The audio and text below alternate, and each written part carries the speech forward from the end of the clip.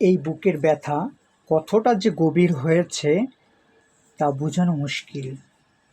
১ নয়, ২ নয়, ১০ নয়, ৫ নয়, শত শত মেধাবী মানুষের, মেধাবী ছাত্রদের জীবন গুলি করে মারা হয়েছে।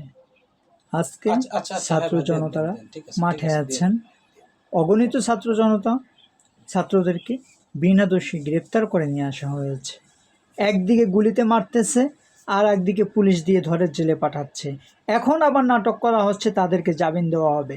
এখন যেহেতু পেশাগতভাবে আমি একজন লয়ার, স্বাভাবিকভাবেই বিনা ফিতে স্টুডেন্টদেরকে আমরা সাহায্য করার কথা বলেছি।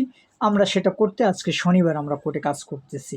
ছাত্রদের আমরা জানি না কী অবস্থা বাইরে, তারা হয়তো রাজপথে আবারও হয়তো জীবন দিচ্ছে, তাদের সুন্দর জীবনের সংগ্রামগুলো, সময়গুলো তারা তাদের লড়াইয়ের জন্য দিচ্ছে, অধিকার আদায়ের লড়াইয়ের জন্য দিচ্ছে। এই ছাত্রদের জন্য